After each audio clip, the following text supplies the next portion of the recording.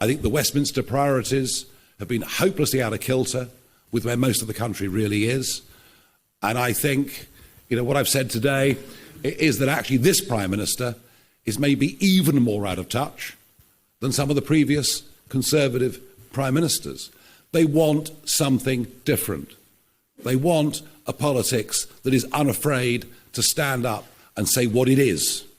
They want a kind of leadership that is based not on following short-term trends, not on being afraid of being criticised, but has actually got some sort of conviction, and I hope some sort of courage. And I think I'm surrounded by people who've got courage. I'm surrounded by people who put their heads up over the parapet and decided something needs to change.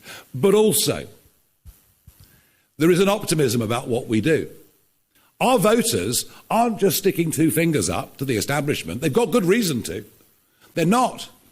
Our voters, when you meet them, are wildly enthusiastic. They think we are going to turn this country around. Thank you. Right, I've got a couple more to go through. Chris Smith from The Times. Thank you. Just back on spending, your argument seems to be that you've got some areas you want to look at. You don't have the details yet, but you'll get to that by the next election, and basically asking voters to trust you on that. But as you say, you're a party of government now. How do you hope that approach is going to work out any better for you than it did for Liz Truss?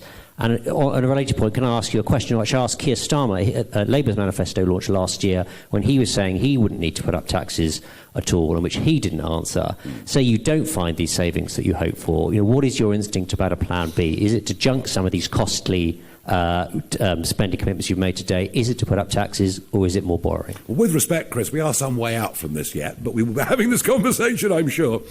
Liz Truss's dramatic failure was not to propose any cuts in spending. It's all well and good cutting taxes, but she had to make the corresponding cuts with Kwarteng in spending. Didn't do it. Just tried to say, well, we won't increase by the rate of inflation over the course of the next few years. That was a fatal error.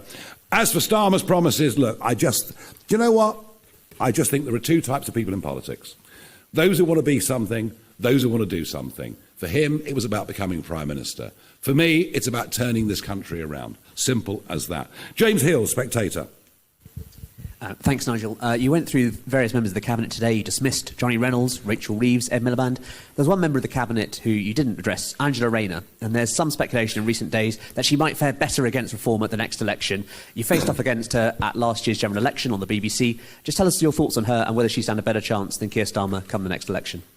Well, at least she's real.